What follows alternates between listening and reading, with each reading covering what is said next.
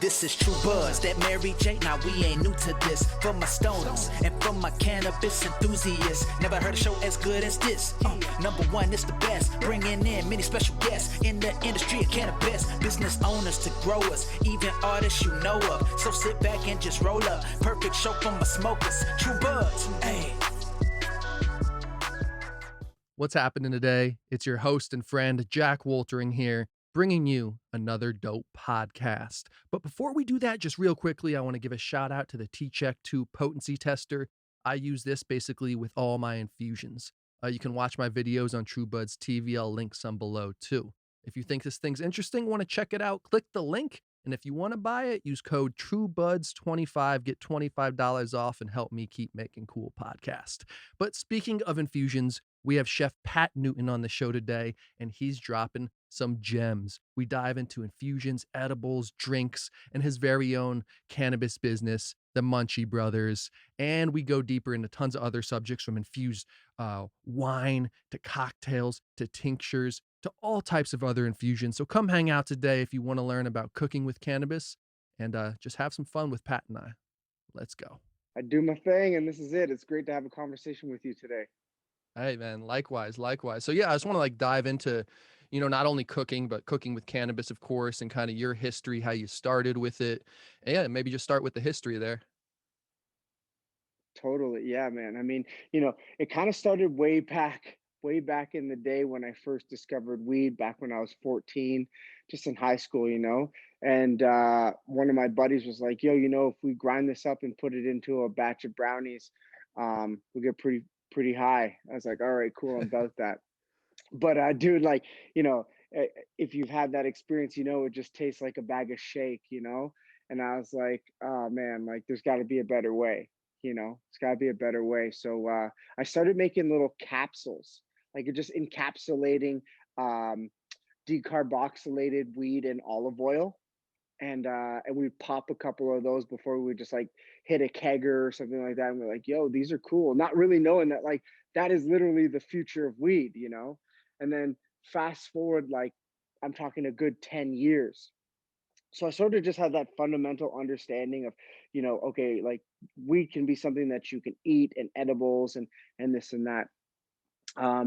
But about 6 years ago, I was diagnosed with ulcerative colitis, which is autoimmune disease, inflammatory bowel disease. And dude, that was a terrible time in my life. And I was hospitalized for 2 weeks, and I couldn't really hold anything down. Everything was kind of just coming out the back end, and I couldn't really eat a whole lot of solid food. So that's when I started remembering about those capsules. But I was really into coconut oil at the time, and I was like, dude, all right, cool. I'm gonna see how it works with the coconut oil. And I was like, damn, man, this, not even really doing research. I was like, bro, this is hitting me so quickly. I popped this in 5-10 minutes. I was already feeling the effects of the weed. So I was like, damn, I think I might be onto something there. And that was kind of the reignition of cooking with cannabis for me. So about 6 years ago. Hey, man, that's a serious story, man. I'm happy to hear that you're all feeling better though from it. So the cannabis is helping with everything throughout the process there for you. It's totally helping, but I got to say, it's that's still something that I have to navigate in my life. It's still a presence there, and I medicate for it, and definitely eat a lot of cannabis for it and stuff like that, and it helps keep it at bay. Nice, man. I'm happy to hear that's helping. And with the caps, I did them for the first time recently. I've bought them before, my friends have given them, but I've made them with some liquid coconut oil. But I like what you said when you were saying your first experience, because I had the same thing. It just tasted like straight weed. Yeah. What are when you're doing some cooking and you want to, not have that weed flavor too overpowering? What are some tricks you might do, or do you use concentrates when you're infusing? Yeah. So concentrates are awesome if you really want to pinpoint milligrams. If you really want to be okay, I know that there's 100 milligrams in this batch because there was 100 milligrams of concentrate, of distillate or isolate. So then I could break that up into, whatever, uh, 10 batches of gummies, and I know exactly, or there's a lot more pinpoint. The thing is, the flavor on that is like boom, it's like right in your face. So what I've been experimenting when I do the oils and the butters and stuff is I like to infuse it with other extracts.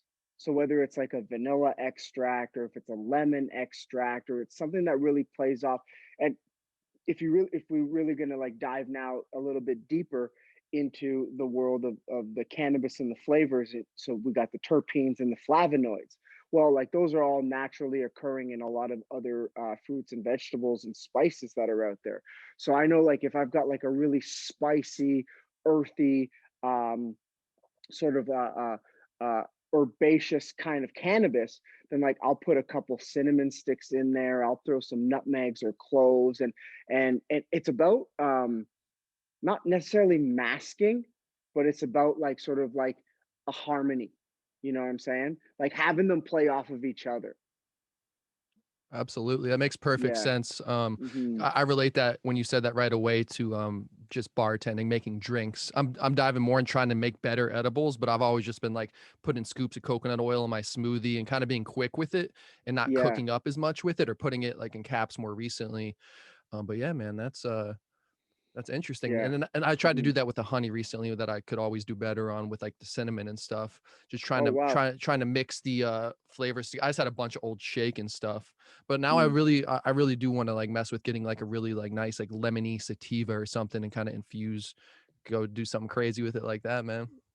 Yo, I think that's the cool thing about weed right now is like weed is like what like Magic or Pokemon cards used to be, you know what I mean? It's like there's so many different strains and shit. It's like you're like collect them and shit and you trade them. You're like, yo, I'll trade you this purple haze for that coconut kush. And you know what I mean? It's like it's straight up like Pokemon cards. Um, and that's what's really fucking cool is that you can get like Granddaddy Purple or you can get like some uh grapefruit cannabis, and they're like, whoa, damn, like that's very citrusy, that's very lemony, like. So I think that's fucking dope.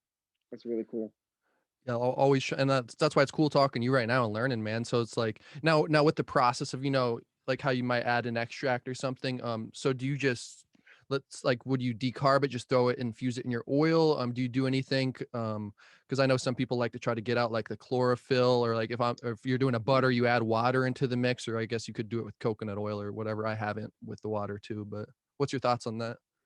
Yeah. Oh, so what I've realized that the water is more like is more so you don't burn the butter.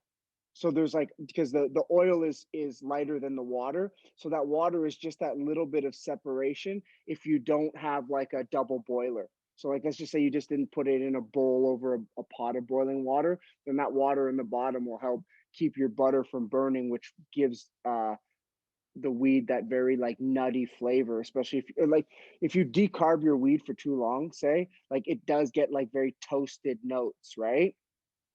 um and actually, so on a side note of that too, as I've discovered, is like playing with different flavored oils, like walnut oil and Hmm. avocado oil and those kind of things that have a deeper profile, and that's the pairing of the toasted notes of decarbing your weed. um and but the best way to not impart those flavors is to sous vide decarb the weed. So you like vacuum seal it in a clear bag, and you cook the weed in a temp like a bath of water that's at a certain temperature. So at your 200-degree temperature, right? For 4 hours, and that'll convert the cannabinoids, but you'll keep all of the natural terpenes. You won't toast any of it as you do if you do it in the oven. So that's a really cool way of kind of keeping it super pure. That's awesome, man. You're like I've talked to a couple cannabis chefs recently, and they were saying the same thing, man, about the sous vide. And I would love to use it for so much stuff, and I'm sure you do too with your other cooking as well. Just being a chef, because all my chef friends love the sous vide, man. It's really versatile. Yo, you know what I gotta say too is everybody owns a sous vide machine. Not everybody, but if you have a dishwasher, you own a sous vide machine. Hmm. FYI. Yo, I'm telling you, dude, like you can cook a bunch of stuff in the dishwasher, including decarbing your weed. Shit, that's a hack Yeah, right there, bro. straight goods. I'll give you, I'll drop some gems along the way. Hey, man, I like that one, man. Yeah, I yeah. wasn't expecting that one coming. hmm That's awesome, hmm man. So, But yeah, no, yeah. oh, sorry, So go yeah, ahead. yeah. I was gonna say the sous vide is really cool. Like it's great. It's a little bit more techy, but if you're a purist, that's probably one of the best ways to go. Yeah, I'm 100% with you there, because every time I typically decarb, I will get that little toasty notes and stuff. And, it's just, and this brings me to another topic I've had some people say in videos and stuff. Some people will say, and I've tried it before, that you don't necessarily need to decarb in a butter or oil beforehand, etc., because it will decarb in there. I'm a believer that you need to Mm. decarb first to get the full effects. What do you kind of think on that? Yeah, so there are two different ways that you can do your infusions. There's an active infusion and there's a passive infusion. So the active infusion is when you take the steps to decarb before you put it into whatever your infusion medium is, i.e., butter, oil, alcohol. But if you do a passive decarb, which is like you put in the whole bud in your butter. It'll take you longer to get to your decarboxylated infused final ingredient, but that way you know that you preserve a lot more of the terpene profile, which gives you like a broader range on the entourage effect, if you're familiar with that term. Absolutely. And that's good Yeah. to hear, man, because that makes perfect sense, kind of like you were saying with the Mhm. long-term sous vide. So maybe like instead of how long would you say? Just I know this is like a random thing, but if I was doing like an infused Yeah, yeah, coconut oil, like, and I just yeah. um So, like, so not oils or not all oils are treated the same. Some of them have higher or lower smoking points, and that will determine, or some of them have more bioavailability, meaning that you can, the cannabinoids will attach to the fatty chains in that if they're more readily available. So coconut oil is one of the most potent ones. Um, and olive oil is kind of like a little bit further down there. Um, so what I would say is that if you're going to do a passive decarb, which is a full spectrum extract, anywhere from 4 to 12 hours, depending on how low you want to have your temperature. And the longer it goes for and simmers, the more um, broader that spectrum of cannabinoids is going to be, and the flavor deepens. It's interesting, man. Like, fuck, bro. I swear this is strange, but like, if you do like a long passive infusion, it almost like, especially in a butter, it almost comes out tasting like bolognese. Like it gets this like meaty, flavorful. You're like, how the hell am I tasting garlic right now? You know what I mean? It's wild. that's awesome, Cool. man. You've Uh-huh. inspired me, and I'm gonna make a video on this and definitely give you a big shout out on that, because man, you're already dropping some gems here. And now with that, when you were talking about the bioavailability aspect, do you use lecithin when you're making your infusions at all? So it depends what I'm using it for.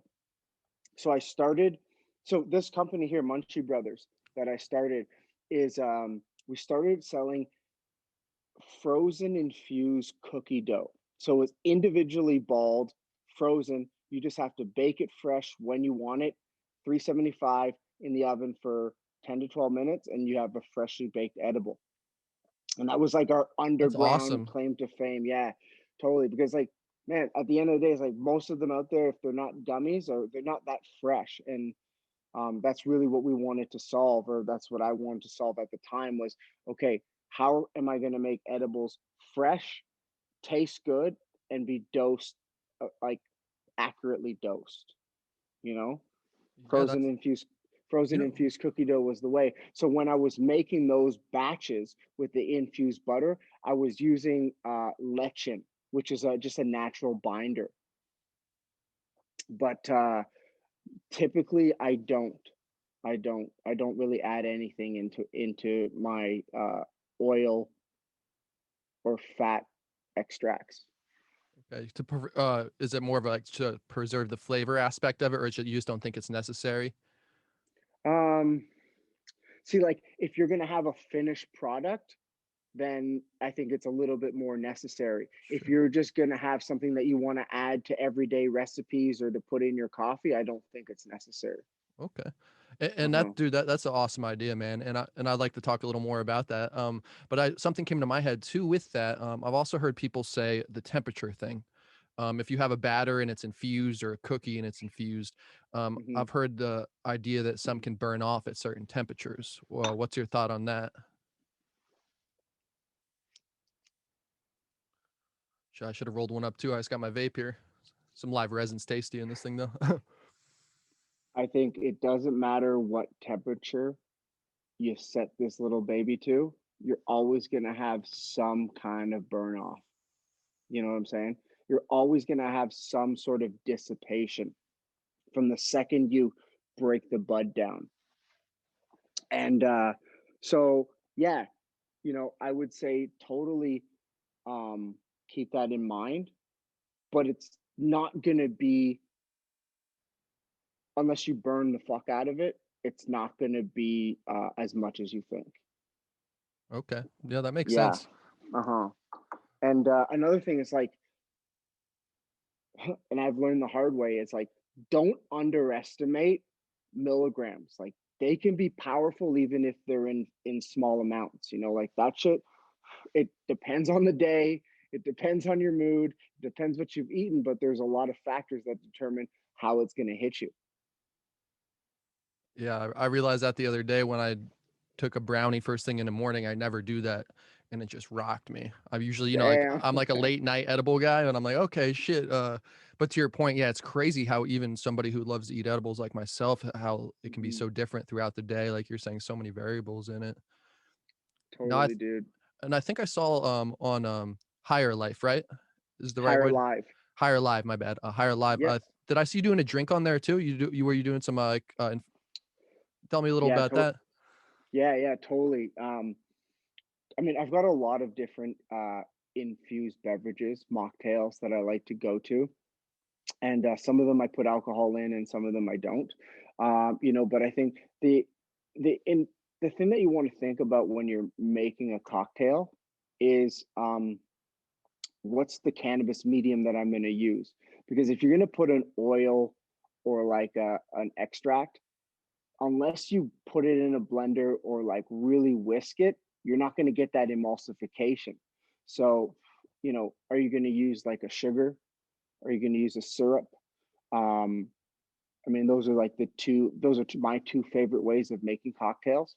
Um, and we make this. The Munchy Brothers makes this Munchy syrup, and it was designed for mocktails. It dissolves really, really well. It doesn't have a very strong flavor of cannabis, and it's dosed perfectly. Right, it's 10 milligrams per vial, and you add that to however, like, you want to divide that between 1 to 4 cocktails. Go for it.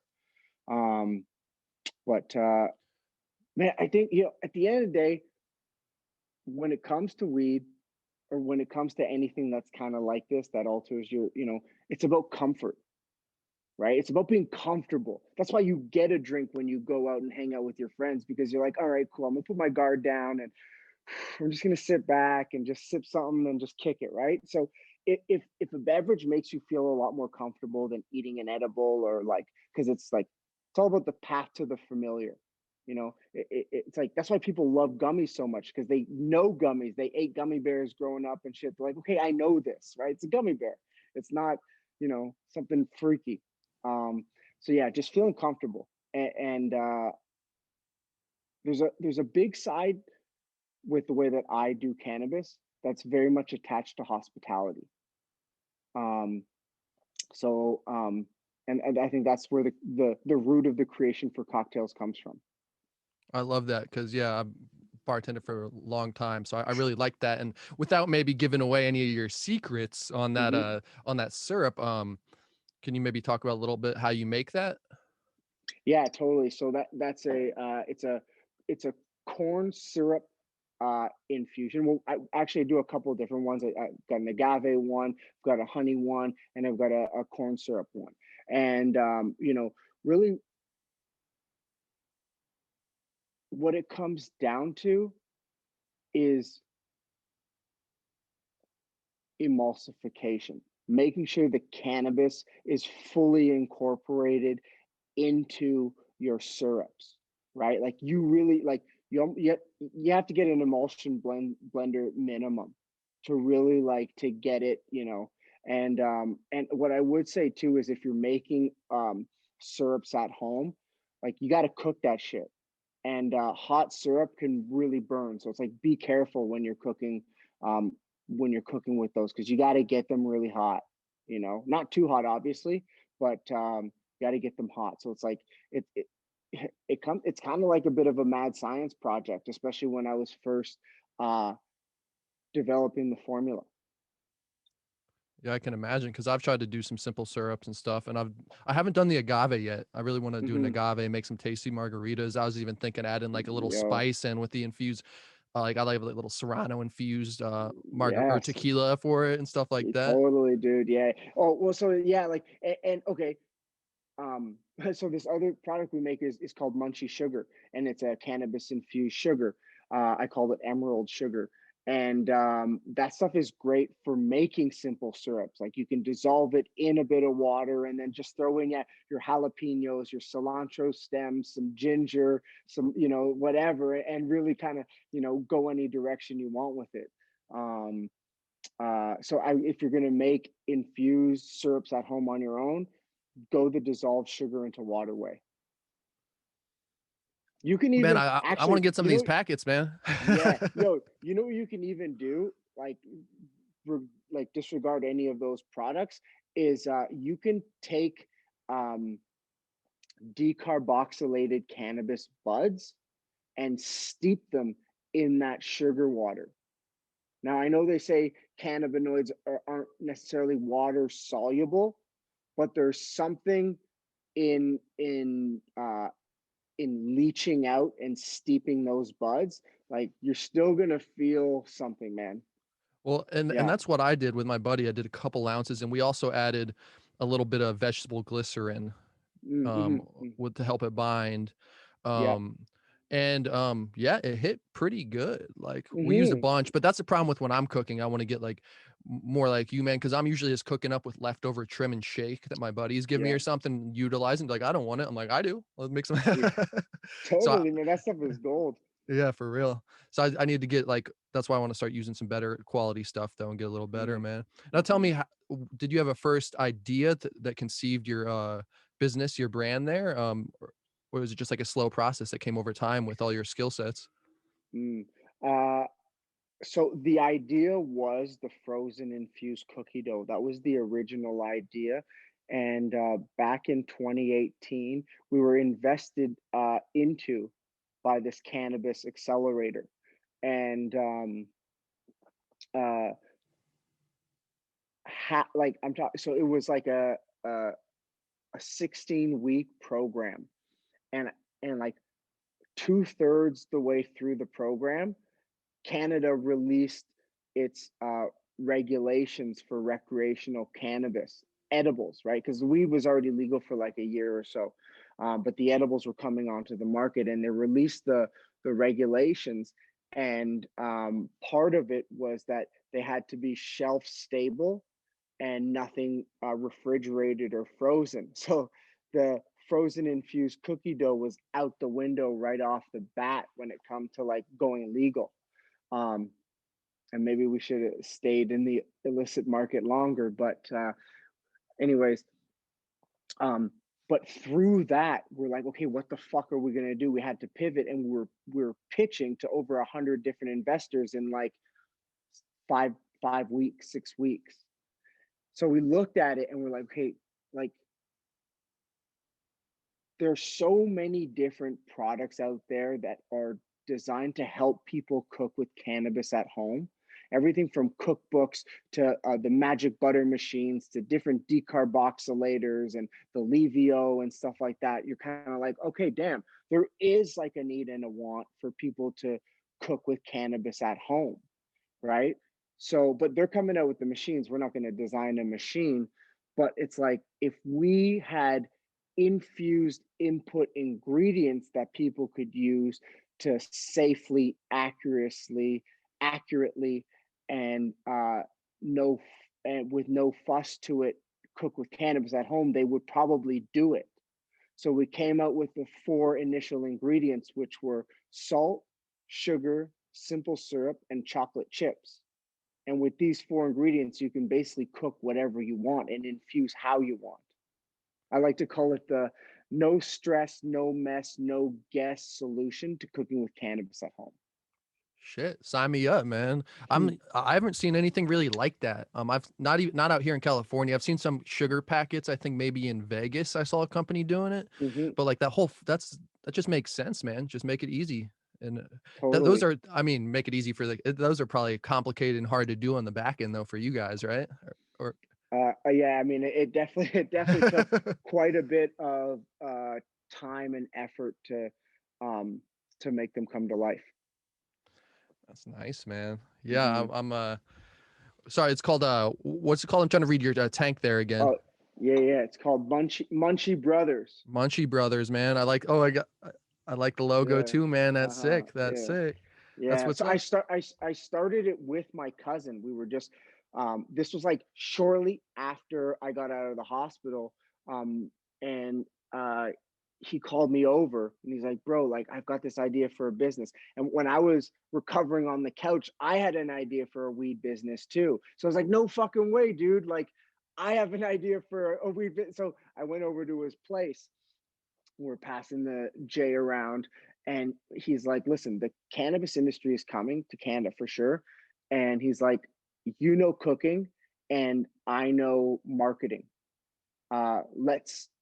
Let's put our heads together and see what we can come up with. So the frozen infused cookie dough was the solution to the problem. And Munchy Brothers was born. But since we're cousins, like Munchy Cousins didn't have the same ring to it. So we're like, yeah, Munchy Brothers, there you go. Well, and that's crazy, man. That I haven't seen a freezer in any dispensaries around here or anything, but I see there's refrigerators in every one I go to, basically, or Yeah, they most of them, keep which is yeah, they'll keep the beverages and and some of like the chocolates and meltables like in the fridge, but bottom line is those are shelf stable outside of the fridge. That's just a better way of okay. prolonging them and keeping them so that the cost like a purchaser would be happy with that purchase. Okay, okay. And Uh-huh. you were mentioning like the simple syrups and vials and the sugar is in a packet. Is it like broken Uh-huh. down? Like what's the dosing on those? Like 10 milligrams, five or Yeah, yeah, totally. So there's going to be a couple of options, but here in Canada, we're capped at 10 milligrams per packet. So or per package, whatever you buy, right? So you can. I think the way that it's going to be is so you can either get them into a 1-to-1 or strictly CBD or strictly THC in 2.5, 5, and 10. okay, that's cool. Yeah, have the Yeah. little more breakdown there. Yeah, totally. Because like microdosing is like a big thing that's on the up and up right now. You know, I'm sure we've all been microdosing for years, Yeah. but we never knew it was Y microdosing, you yeah, know? yeah, that's true, huh? That's funny. Yeah, I've seen a lot of smaller ones. I know there's some beverage companies that do the 2.5 and little mints that are like 2 and stuff, Mm, 2 milligrams, which is yeah. cool. I get it. I just take those things. I don't really like you're saying, we've been, probably smoking for so long. It's like I have to eat so many of those, but that's not Hmm. microdosing, right? Microdosing is just Hmm. supposed to give you a little kind of euphoria, maybe a little like, you know, I know people love I the CBD for yeah. anxiety and stuff like that too. Uh-huh. Mhm. Yeah. What are your thoughts on CBD and like mix like do you mix like a equal parts ever? Do like a CBD THC like 50/50 blend or anything like that? Playing with strains and stuff? Totally, dude. CBD, like CBD dominant strains are not the easiest to get a hold of, but whenever they do cross my path, I definitely pick up a couple ounces because, um, that stuff is awesome. I love it. I love it, man. I really do. And with the ulcerative colitis, like the CBD with inflammation, uh, as well as helping mood swings from medication that I was on, was a godsend. Wow. Yeah, it's good hearing stuff like that with that it's CBD Hmm. can be that helpful, man. For real. Hmm. Now a little side note, I've been catching your that's your cooking book behind you, right? Yo, yeah, game changers. Yeah, yeah. Tell me a little about that, man. It looks dope. I'll Yeah. put a link below too if anybody wants to check it out for sure as well. Yeah, very much appreciated. Listen, dude, um, this cookbook was actually born through the pandemic. Like last March, um, the lockdown hit, and I skated up to my place up north, and I've been pretty much living here since then. And I was like doing all these recipes. I'm like, I'm gonna make a quarantine cookbook. Well, that's how it initially started, and this is basically just a combination of about 20 of my favorite recipes. And they all have like little tweaks to them that really kind of like are meant to, it's really designed to like inspire and surprise people. And that's the whole thing with this game changers, man. I just want to inspire people to cook more, and I think now that we have a little bit more time on our hands, this is a great time to kind of just take, maybe one home cooked meal a week to three or four. And the awesome thing about this book, though, is that almost all of these recipes, I'll show you here, um, have what I call a, a pro tip, right? Okay. And so basically, like my goal was, okay, I want to get people to a level where they don't need to crack a cookbook. So every recipe has like three or four recipes built into it, or ideas of how they can sort of like incorporate that recipe into other dishes that they have throughout the week. Um, so I think that's one of the really cool thing, and that's my game changer. Dude, I love that because that's how I like to cook. When I'm like, I'll read a recipe for like inspiration online or whatever, Google it or whatever. Like, oh, I want to make Hmm. this, then I'll read the recipe and kind of like to your point, and be like, I'll read it and then kind of make my tweaks to it. So it's cool that you're kind of providing like different avenues or kind of outlines that you could. It's really a game changer. They can go any direction they want, basically. Totally, dude. Like knowledge is power. That's something that can never be taken away. And once you kind of like, um, if you lay down the right breadcrumbs, man, like there's gold at the end of that. For sure, for sure. And I'm no chef, I'll say it first of all, but like I said, I've been bartended for many years, and it to me is Hmm. all about kind of like we are saying earlier, kind of finding that sweet spot between the sweetener, the liquor, your other ingredients that you're going to mix in, and I kind of think the same way about food. Finding the right like salt balance, the sweetness, flavor to the spice. I've been on for the past couple of years though. I've been on a huge spicy kick, doing all types of Asian cuisine, Vietnamese and Thai, and that's been my go-to lately, man. I love that kind of food. Yo, that's awesome, dude. I fuck with that. I love those flavors. And I just say it's like you don't need to be a chef. You don't need to know, you know what I mean? The bottom line is uh just have fun with it, right? And if it's fun and you have the right steps set up, like man, it's like you'd be surprised because we all love to eat, no Yeah, doubt. hell yeah, and that's Hmm. cool that was born during quarantine, because I know I've been cooking up more than I ever have this past year. Hmm. Yeah, especially at the beginning, I was like cooking up too good every day, man. Started getting like a belly going. I'm like, oh damn, I'm cooking up too much. Yo, seriously, man. Totally, Yeah, totally. man. It's I guess it is a bit of a double-edged sword, but shit, man, she sure knows how to cut. Yeah, man. It's How are things out there? I've did a podcast a while back, but like, are things opened up fully out there, or is it like, No, I should know. I mean, I just don't keep up no. with it too much. Yeah, no, it's cool, man. It's better to not watch the news unless you really have to. Um, and it's weak. It's weak sauce, dude. Things are locked down, and it's ghost townish, especially in the wintertime. Like nobody wants to hang out outside. In the summer, it was cool because you just be outside and do your thing. Wintertime, it's just it's locked down. They're supposed to let things kind of go back to somewhat of a like a 50% kind of Okay. kind of downgraded version of what it is. Um, and I just got back from Mexico. I spent like the last 6 weeks there. Um, Nice. and and not to rub it in or anything, but it was like uh, it was at least like a little bit more chill. Yeah, Like like some restaurants, good. everything had to be closed by 8 p.m., but like at least things were open and you could, kind of do your thing outside. Okay, that's cool. Getting some sun, huh? Getting well, I saw too on your IG, man. First of all, I want to say you're doing some funny stuff too, man. What was that you do? I saw the most recent one, like the gas station chronicles. Yeah, yeah, the gas station chronicles. That That shit's was funny, also, bro. yeah. Thank you. I appreciate it. That was also something that was born during COVID. Cause like I'm like, yo, shit, what happened? Like, is this the apocalypse? You know what I mean? Are we gonna be having to like, seriously spare our rations, So I was like, okay, the challenge is to go to the gas station, buy food, uh in and around 20 bucks and then make something out of it. So like I was just like, it just sort of snowballed from there.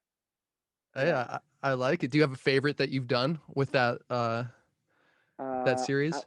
yeah, so I have two favorites. One was the recent one that I did, which was the gingerbread house bong, which was like that was really fun to make. But the other one was I did this uh caramel popcorn panna cotta, and I was blown away by how amazing that dish was. Like just how creamy and how easy it is to make caramel and stuff. Um, as a side note, with some weed butter, it's like that's oh Huh? that's Oh, a dessert. that sounds Uh-huh. money right there. But the goal, this is the goal, and I've been putting it out there wherever I go, is I want to get sponsored by an RV company. I want to go across the country and stop at Canada's most unique and uh, distinguished gas stations and cook along the way. So it's like I cook in the RV, and it's just like we're on the road. Gas station Bro, chronicles. that's dude, that's a Uh-huh. good pitch right there, man. I like Yeah, that. uh-huh. Yeah, and get a cannabis company to sponsor it, so then it's the real chronicles. Oh yeah, that's sick. Well, Uh-huh. that gives me a brought a random thought in my head. Do you I don't know where you are, like at the population or anything. Are there food trucks around? Or have you ever thought about kind of doing a food truck thing? I know this is random. Oh yeah. Yeah, oh yeah. Yeah, I that's all it's all going down. Oh yeah. All going down for sure. Um but that the food truck won't be for a couple of years, I see. Okay, that's Uh-huh. sick. Yeah, you're like, But oh, I'm yeah, already doing it, bro. yeah, no. So I used to have this company. I ran it out of my basement when I was 21. It was called Mad Munchies, and it was a late night food delivery. And I would make uh, infused cookies and pulled pork sandwiches, and I would sell them for 4.20 for $4.20. And I was open all night, so hawking the munchies on the go is I always was about to been. say, so you've been in the game, you've been in the trenches for real here, man, putting in the Yeah, reps. totally, dude. And it's apparent talking to you, man, just like learning here, man. That's why I love doing these. And that's why it's great to have you on, Yo, just because I'm always learning, man. And it's been yeah, very insightful today, dude. dude, that's so cool how you've like put yourself in a position where you're like, great, I'm gonna not only create the entertainment that I want, but I'm also gonna educate myself at the same time. That's awesome, dude. Thanks, man. Yeah, yeah. Yeah. I'm really enjoying it, man. How long Ha- how long have you been doing the podcast for? I like a year, 14, 15 months or so, 14. Uh-huh. So pretty Yeah, because recent. you've got a like a sweet setup in the back. It looks like you're like, like Uh, on top of a skyscraper in a busy in downtown LA or something. Hey, thanks, man. I just got this. It's just a curtain I got up here actually. It's got online, got some lights up there, and then I might start Dope. trying to break out the green screen more. I did that for a while, like many years ago. I have one. I just haven't Uh-huh. fucked with it, so I kind of start doing some funny backdrops and other comedy videos and stuff. Dope. Have you right before I was gonna say, have you been out to Cali at all? Yeah, totally. I did a lot of edibles R&D in California. Nice. Mostly in different parts of LA and in San Francisco. Okay. Uh-huh. Did Yeah. you do you have any off the top that you remember that stuck out to you? Um so ice the I there was so some iced teas that I was kind of like, oh cool, like this is cool. And 100 milligrams per bottle. I was like, damn man, like, it's a pretty big bottle of iced tea for like, I forget the brand, yellow packaging. But I was like, oh, okay, cool, like, that's interesting. And um bang. Oh yeah, bang. Bang, like, yeah, bang, that had like gummies and stuff like that. They were more prevalent in Portland, but like I was like, whoa, fuck, these are like really tasty. Yeah, huh, Uh-huh. yeah, yeah. Bang does it right, man. And I hope for Yeah. you guys, like, I hope they can change that law in the future. I mean, you think it will over time, or you think it'll be pretty just stay like that? Because that's kind of crazy to only be able to do 10. It's cool that you're, breaking it down and doing 2.5 or 5, like you were saying, but it's kind of crazy. You can Mhm. only do 10 per package. It's totally not enough, dude, because the people out there who have been eating edibles before were like, yo, I need like, 20, I need 50 milligrams or whatever, So yeah, it is kind of low, and for sure it's gonna change, man. Like, we're talking probably 10 years down the road. I don't know, but if you can get Rockstar vodka mixed beverages in a can, you know what I'm saying? It's like it's not long before it's not Oh shit, long I before didn't even know they had those, bro. It's like the Four yeah, Locos and shit. totally. It's like if you can have that, like why can't you have more milligrams? Yeah, that's insane. And Hmm. the dispensaries are inside of liquor stores out there. No, no, no. They're kind of run by the same commission, but they're not together. Okay. Hmm. Interesting. Yeah, that's Hmm. yeah, I mean hopefully that changes soon, but it's cool that you're still navigating. And are there any loopholes too? I know there's loopholes out here with in terms of like there's people that do like capsules or pills and they can do 250 milligrams in a pack for some reason. It's like this Yeah, weird yeah, little loophole thing. it is, and that's why it's total bullshit, because you can get like a dropper vial of CBD or THC, like just like a oil, like a what do they call that? A sublingual, and there's like 1,500 milligrams in the bottle. It's Yeah. like that doesn't make any sense. But yeah, Um, have you made any tincture style stuff that you do sublingually? I was yeah, like wingly. hmm, yeah, yeah, I have, totally. But bottom line is that like you need to get like a very high proofed alcohol to get like a really solid extract, and that process is, um it's interesting to do it at home when you want to evaporate all of the water from it and have that tincture that's left. So I don't go all the way with it typically at home. I'll just infuse tequila or rum, or just, even some wines, and that's pretty much the length uh of how I mess with tinctures at home on my own. Okay. Yeah, interesting. I did one, and I know you're supposed to have the high proof, but they don't sell the highest proof they'll sell out here. It's I could go to Vegas next door, but it's like is 120 proof. It's like Hmm. impossible to find, at least in the LA Hmm. area here. Yeah. Um, but yeah, I Hmm. mean, I was looking for that Hmm. 150 proof most people use, or like a Bacardi 151. Yeah. Um, Mhm. but when I made Yeah. it too, I didn't cook it down to let that Uh-huh. evaporate off either. But it was still pretty Yeah. decent. But to your point, that's what I'm gonna do next time for sure. Yeah, yeah, because then it's like it's still fairly alcoholic, right? So it's like not that it's just Yeah, not it's like, pure. It's yeah, not I could. pure, right? So you'll have like some like what do they call that? Like residual effect from the booze too. It's not super clean. Yeah, I'd agree with that completely because I did a couple jobs. Oh, I'm about to take a shot here. Was it? Yeah, yeah, right, right, right.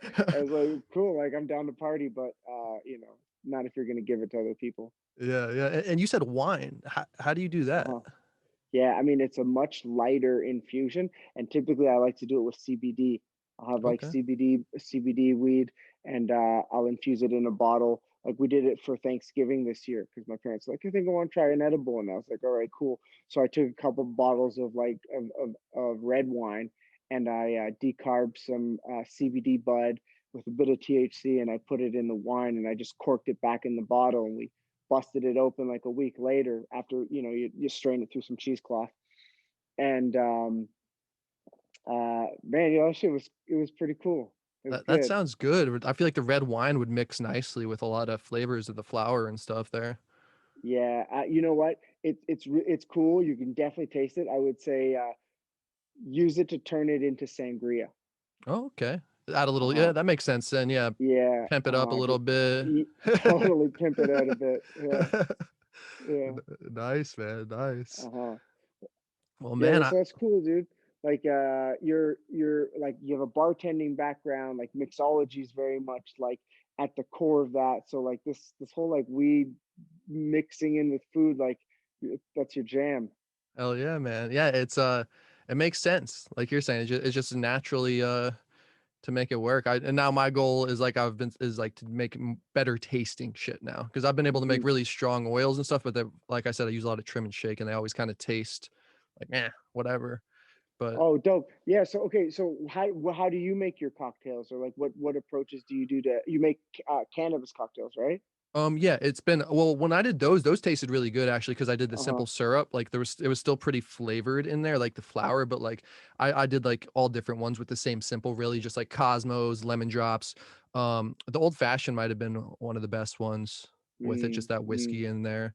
Yeah, I just basically did classic cocktails with the simple, but uh huh. yeah, And so did you infuse the syrup with like a distillate or like a an isolate or something like that, like an extract? I did it with the flour. I did both, but Oh, I oh, did a large batch with the flour with that like oh, right. glycerin I was Okay. mentioning earlier. Yeah. Yes. And that Okay. one Okay. worked a little better. The distillate still was a lot better tasting, but the Uh huh. flour one I found was more potent. I think we put like 3 ounces in there or some shit when we made it. So, but yeah, I didn't Right. get Yeah. too crazy with the doing the simple. It was just Uh-huh. basic simple with just kind of doing cocktail style bartender. Try to make them kind of funny videos too. So it was Yeah. fun. Yeah. That's cool, man. I like that. That's dope. And I do recall you saying you did make a big batch of syrup, but yeah, sweet. Well, and I need to make more. I don't know how you feel about this because I've been making videos for a couple years now, and I've gotten so much better and so much more knowledgeable. Like talking right now and stuff. It's like some of my old stuff I'll put up. I'll be, oh damn, I didn't know what I was doing that good back then, man. It's always a learning process, but I leave them up too to show that I'm not an expert and I'm just trying to get better. Dude, yeah, I watched some of my old videos and I'm like, yep, nope, that's obsolete, you know? Yeah. Yeah, I probably Uh-huh. should go back through some of them, but yeah, man. Yeah, yeah, Thanks again, dude, for taking your time to come on today. We'll wrap it up here, and yeah. maybe we can collaborate some other way. Do a little recipe on my channel. I could hop on, do something else with you, man. But I'll put links to all your stuff below. And yeah, brother, man, it's been a pleasure. Yo, Zach, man, I really appreciate it. Thank you so much. And man, I'll catch you later. Sounds good, brother. Thanks again for coming on, man. Peace. All right, peace, G.